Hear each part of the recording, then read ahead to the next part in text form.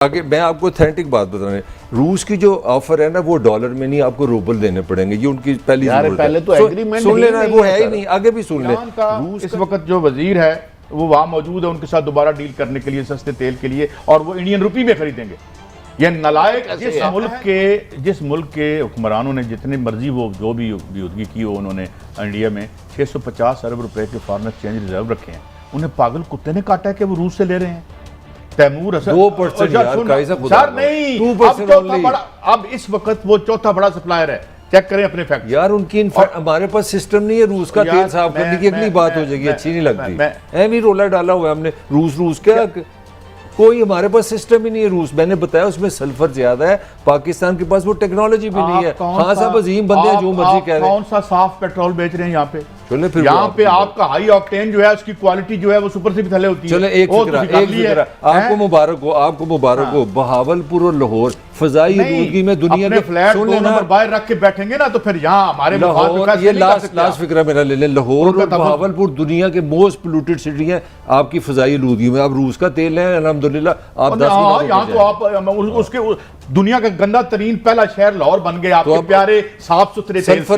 Waste के प्यारे तेल की वजह से लाहौर इस वक्त दुनिया का गंदा तरीन शहर है। ठीक है, फिर जो इंडिया के वाले से हम बता रहे हैं कि इंडिया इस वक्त कोशिश कर रहा है सस्ता तेल लेने की। हमारे तो एक अंदाज है ना खान साहब का, एम बयान दे देना, इंडिया इस पे काम कर रहा है, जरा थोड़ी डिटेल दे हमें वो क्या सिचुएशन है। हालांकि IMF और जो वेस्ट है वो तो ईरान पहले बहुत उसकी फ्रिक्शन ऑफ ऑयल उधर से आता था, अब जब से उन्होंने सस्ता किया है उनके पास फैसिलिटियां तो हम क्यों नहीं ले सकते? पाकिस्तान को क्या काजी साहब ये मेरी भी रहनुमाई फरमाए, अगर जो अमेरिका का सही दोस्त तो भारत है ना वो ले सकता है, हम क्यों नहीं ले सकते? जरा रहनुमाई फरमाए आम लोगों के लिए, मेरे लिए नहीं। देखें भट्टी साहब, बात यह है कि आपके हुक्मरान तबके में इतनी सख्त नहीं है, इतना विजन नहीं है।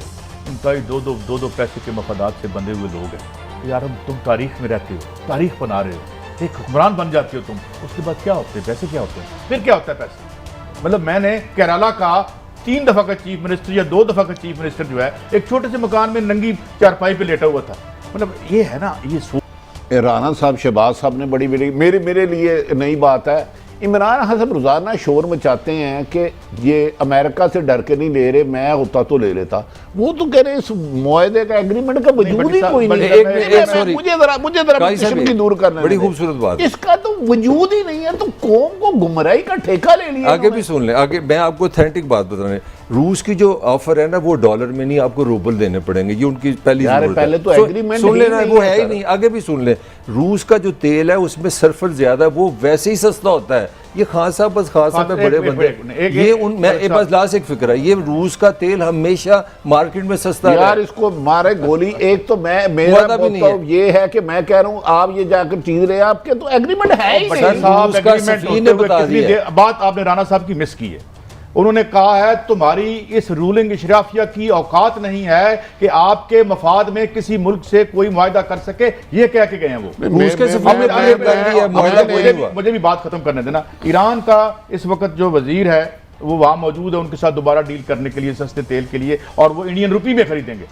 ये नलायक नाअहल आपकी इशराफिया और एन ब्लॉक सारी की सारी ये आपके मफाद में क्या और रूस का क्या मामला है? आज डॉक्टर तैमूर रहमान कह रहे थे कि 11 मिलियन अ डे बचा सकते हैं हम। जो रशिया से हमारा मुआहदा में हो गया था, नहीं हुआ था, इसमें क्लैरिटी क्या है? क्या हकीकत क्या है? भट्टी साहब, मैं इसमें कोई ज़्यादा एक्सपर्ट नहीं हूँ एनर्जी के मामलात में, लेकिन चूंकि हम सेक्रेटेरिएट में घूमते रहते हैं, इतना मुझे पता है कि कोई भी चीज़ हमारी रूस के साथ मुआहदे के करीब नहीं थी। अगर आपकी गवर्नमेंट टू गवर्नमेंट कोई देखिए, अभी 2 चीज़ें हैं। रूस से आप इस वक्त गंदम तो आप इंपोर्ट कर सकते हैं क्योंकि उसके ऊपर जो है वो पाबंदियां नहीं है जो फूड इंपोर्ट्स हैं। रूस से अगर आप तेल मंगवाना चाहें, जिसका पहली बात तो है कि कोई मुआहदा ही नहीं है, और एक 29 मार्च का एक हमाद अज़हर साहब का जो ख़त है वो आप सबको उसका पता है। आप बकौल फाइनेंस मिनिस्टर के, मुझे तो नहीं पता, बकौल फाइनेंस मिनिस्टर के उसका कभी जवाब नहीं आया। अब अगर आप आ भी जाए जवाब, तो मेरा आपसे एक सवाल है कि अगर रूस कल आपको ऑफर करता है जी कि आलमी मंडी में इस वक्त तेल की कीमत $120 फी बैरल है, तो मैं आपको $100 पे दे देता हूं, क्या आप ले लेंगे? मेरा आपसे ये सवाल है। आप नहीं ले सकते। आप $3 अरब इजाफी के लिए जो आपको IMF से मिलना है, आप मिन्नतें कर रहे हैं और इस वक्त आपको तमाम मुश्किल काम करने पड़ते हैं। आप इस वक्त पाकिस्तान की हुकूमत जो उसके मारूजी इकॉनमी के हालात हैं वो वेस्ट यूरोप के साथ पंगा नहीं ले सकती। आपके इकोनॉमिक मसल्स बिल्कुल ज़ीरो हैं। अगर आप में इतनी जान है तो खड़ा हो जाएं। भारत के अब सियासत हम सब करते हैं, हमारे जो हुक्मरान भी हैं, जो अपोजिशन भी है। भारत के पास तकरीबन $650 अरब के गैर मुल्की ज़र मुबादला के ज़खायर हैं।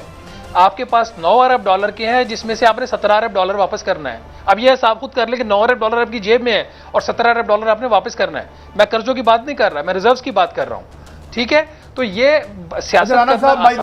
अगर शराइत IMF से एग्रीमेंट नहीं होता और कीमतों में भी इजाफा हो गया है पेट्रोल की, बिजली की, तो देन आप क्या देख रहे हैं? पाकिस्तान का खुदा ना खास्ता फ्यूचर कोई खराब तो नहीं नजर आ रहा? भट्टी साहब, आप सारे फैक्टर्स को अगर एक साइड पे कर देना, देखिए 60 रुपए जो पेट्रोल की कीमतों में इजाफा करने के बाद 3 जून को आपकी जो सब्सिडी थी पेट्रोल के ऊपर वो 9 रुपए थी। आज और आप और मैं जब ये बात कर रहे हैं तो वो 19 रुपए हो गई है। क्यों 19 रुपए हो गई है? कि इस दौरान दो चीज़ें हुई। एक ये कि आपके रुपए की कदर में मजीद कमी हुई और दूसरा ये हुआ कि आलमी मंडी में तेल की कीमतें बढ़ गई। तो अगर आलमी मंडी में तेल की कीमतें आप इसी लेवल पे भी रखें, नीचे ना भी जाएं और ना भी बढ़ें, और अगर आपका रुपया बेकाबू हो जाए, जो कि हो जाएगा अगर मुआहिदा नहीं होता, क्योंकि इस वक्त आपके जो गैर मुल्की ज़र मुबादला के ज़खायर हैं वो $9 अरब की हैं, ठीक है, और आपकी बड़ी अदायगियाँ इस महीने आ रही हैं।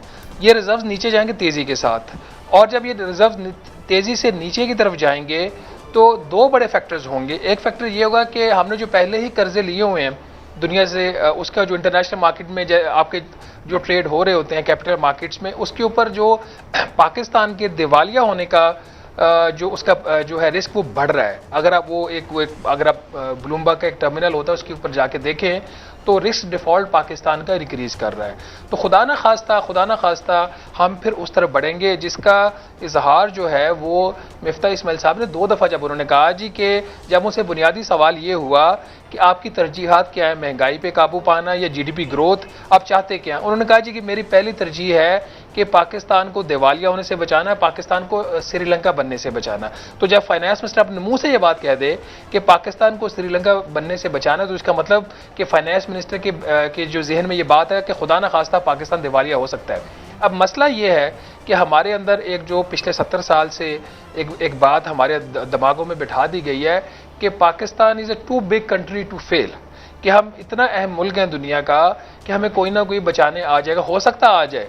लेकिन दुनिया भी देख रही है कि आपकी जो जियो पॉलिटिकल जो आपकी इस वक्त पोजीशन है पाकिस्तान की, अब दुनिया 2 कैंपों में बढ़ चुकी है। पाकिस्तान इस वक्त कहाँ पे खड़ा हुआ है?